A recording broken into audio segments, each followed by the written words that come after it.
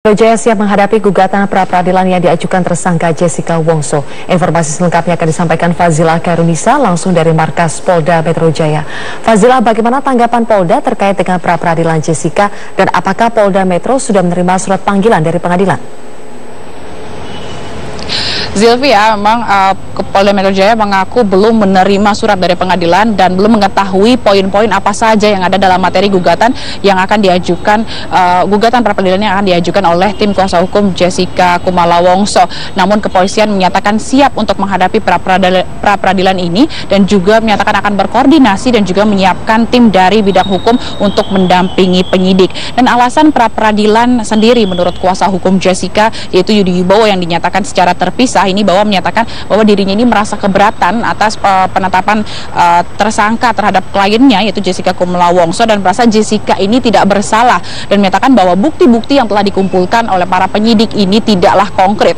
Sementara itu, kepolisian sendiri ini merasa yakin bahwa Jessica lah tersangka pembunuhan Wayan Mirna Salihin berdasarkan bukti-bukti yang ada. Kepolisian sendiri juga mengaku tidak mengejar pengakuan dari Jessica namun lebih fokus terhadap pembuktian dan inilah yang menjadi tantangan besar bagi para penyidik karena proses pembuktian yang saintifik dan ilmiah ini menjadi kunci penting dari seluruh proses penyidikan dan penyidik juga yakin semua upaya yang telah dilakukan yang dianggap sebagai pemaksaan dan juga langkah-langkah penyidik dalam penetapan Jessica sebagai tersangka ini dilakukan sudah sesuai dengan KUHP. Dan berikut adalah pernyataan selengkapnya dari Kabid Humas Polda Metro Jaya, Kombes Pol Muhammad Iqbal. Ya itu pra-peradilan diatur dalam kitab undang-undang hukum acara pidana. Sudah diatur oleh undang-undang, sudah diatur oleh negara ini. Setiap warga negara yang berurusan dengan hukum, apalagi tersangka, mempunyai hak untuk mengajukan pra-peradilan, menguji upaya-upaya penyidik tentang apapun, penyitaan, penahanan, penetapan tersangka, upaya paksa yang dilakukan penyidik. Nah, kami jelas akan menghadapi itu. Ya, sangat siap. Insya Allah kami sangat siap. Penyidik yakin bahwa semua upaya paksa kepolisian sudah dilakukan sesuai dengan prosedur. Nanti akan kita hadapi di pengadilan. Ya. Kan pra-peradilan sendiri menguak ketika adanya keputusan dari Mahkamah Konstitusi yang menyebutkan bahwa pra-peradilan dapat dilakukan ketika penegak hukum sudah meyakini dua alat bukti yang dapat menyeret sebagai tersangka dan hingga saat ini kepolisian juga masih terus menyempurnakan alat-alat bukti termasuk dengan melakukan beberapa tes psikologi, tes kejiwaan terhadap Jessica yang hasilnya nanti ini dinyatakan atau untuk memperkuat alat-alat bukti yang sudah ada dan ini juga dan setelah itu akan dilakukan observasi dan ini akan lebih memperkuat berkas perkara penyidik yang akan dibawa ke jaksa penuntut umum yang nantinya akan diproses. Dan sementara itu jika berkas penyidik sudah sampai ke jaksa penuntut umum dan sudah dinaikkan dan sudah disetujui dan sudah naik menjadi P21 ketika berbarengan dengan pra-peradilan, maka pra-peradilan yang digugat atau yang dilakukan oleh kuasa hukum Jessica ini berpotensi gugur. Zilvia. Fazila Khairunisa melaporkan langsung dari markas Polda Metro Jaya. Jessica Kumala Wongso akhirnya mengajukan pra-peradilan atas kasus dugaan pembunuhan Wayan Mirna yang disangkakan kepada Jessica. Polisi pun siap menghadapi langkah hukum Jessica itu. Tanggal 15 Februari lalu, tim kuasa hukum tersangka kasus kopi sianida Jessica Kumala Wongso mengajukan permohonan pra-peradilan ke Pengadilan Negeri Jakarta Pusat. Padahal sebelumnya, tim kuasa hukum Jessica enggan mengajukan pra-peradilan karena pesimis bisa menang. Itu tidak ada perbuatan konkret. Jessica kan tidak pernah menaruh racun dalam kopi Mirna itu. Kalau ada menaruh racun, mana buktinya? Siapa yang berbuat kan belum jelas sekarang. Memang ada racun di TKP. Apakah diketemukan bukti bekas cyanida? Kan tidak ada. Benar atau tidaknya kan nanti itu ahli forensik yang menentukan. Sementara itu, Direktur Reserse Kriminal Umum Polda Metro Jaya, Kombes Pol Krisnamurti, sampai Selasa malam mengaku belum mengetahui objek pra-peradilan yang diajukan pihak Jessica. Namun, bidang hukum Polda Metro Jaya akan segera menyiapkan bahan-bahan yang dibutuhkan untuk menghadapi pra-peradilan Jessica. Nanti kami kan diuji, ini bagian dari cara sistem peradilan pidana menguji apa yang dilakukan oleh penyidik. Nanti kami diuji oleh pra-peradilan, itu nanti ya. Jadi bagaimananya kita lihat di pengadilan. Cara formilnya itu yang minimal 2 itu Kita kan sudah punya itu apa? Nah, kalau nggak berani. Apa, Pak? Ya nggak bisa disampaikan, dong. Disampaikannya di pra-peradilan pada hakim. Sidang pertama pra-peradilan Jessica akan berlangsung 23 Februari mendatang. Tim Liputan Metro TV. Pemirsa, kita akan ke informasi lain. Jalan bagi Basuki Cahayapurnama atau Ahok untuk kembali maju dalam pemilihan Gubernur DKI Jakarta pada 2017 mendatang semakin terbuka lebar. Setelah Partai Nasdem yang secara tegas telah menyatakan mendukung, beberapa partai lain kini juga mulai menunjukkan sinyal dukungannya. Langkah Basuki Cahayapurnama atau Ahok untuk kembali maju dalam pemilihan Gubernur DKI Jakarta nampaknya mendapat respon yang baik dari berbagai kekuatan politik.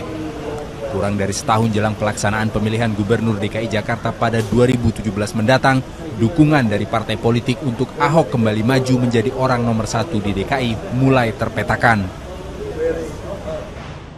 Setelah Partai Nasdem yang mengawali pernyataan dukungan, sejumlah partai lain juga mulai menunjukkan sinyal dukungan.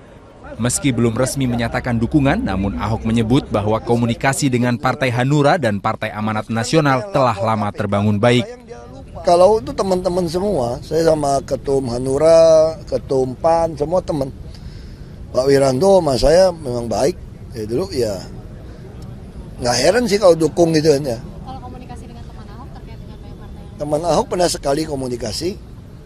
Mungkin nanti kita mau komunikasi juga, temukan dengan beberapa partai kan bagaimanapun untuk menegakkan demokrasi, menegakkan tatanan negara ini, pilarnya adalah partai politik.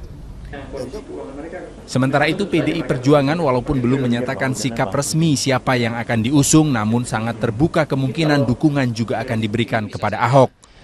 Tetapi saya kira PDIP masih berpikir soal jangan sampai menyia-nyiakan kesempatan di DKI.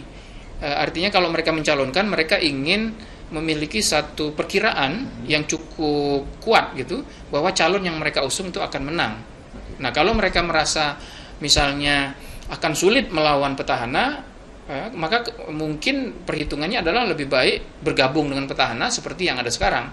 Toh wakil gubernurnya sudah kader PDIP. Selain dukungan dari partai politik, Ahok juga memiliki kemungkinan untuk maju melalui jalur independen. Relawan yang tergabung dalam Kawan Ahok hingga Februari ini telah berhasil mengumpulkan lebih dari 600.000 KTP dukungan dan menargetkan 1 juta KTP dukungan untuk Ahok dapat maju melalui jalur independen. Selain petahana, sejumlah nama lain juga mulai meramaikan bursa pemilihan calon gubernur DKI. Beberapa di antaranya adalah nama baru dalam panggung politik seperti pengusaha Sandiaga Uno yang diusung Partai Gerindra dan musisi Ahmad Dhani yang diusung Partai Kebangkitan Bangsa. Namun ada juga yang cukup memiliki pengalaman dalam birokrasi seperti Adiaksa Daud dan Yusril Ihza Mahendra. Tim Liputan. Pemprov DKI Jakarta. Perlawanan sebagian warga yang disinyalir dibackingi oleh premanisme tidak terbukti mampu membuat seluruh warga terpengaruh untuk menolak upaya penertiban.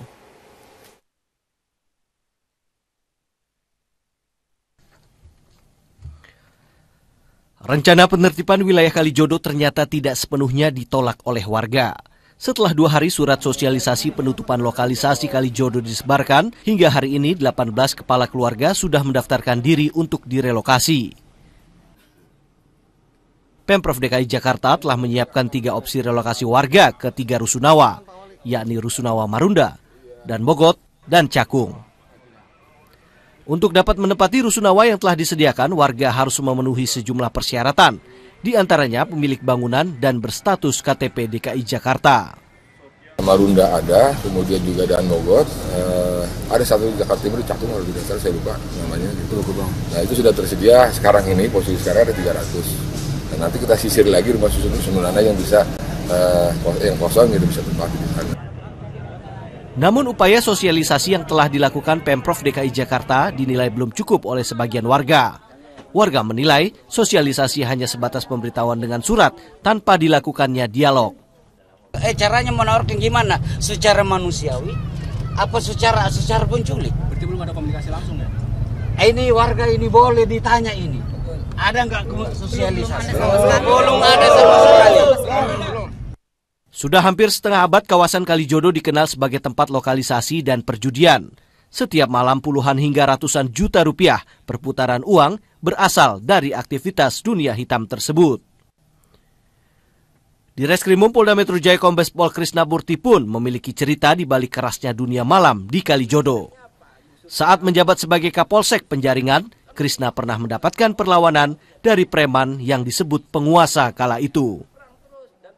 Sebagai Kapolsek bertanggung jawab untuk menyelesaikan masalah ini. Nah, problemnya adalah kekuatan mereka besar dengan premanisme, yang kemudian ada oknum-oknum ya tentunya yang harus kemudian dipilah-pilahkan. Dan bagaimana cara menyelesaikannya, saya menggunakan pendekatan-pendekatan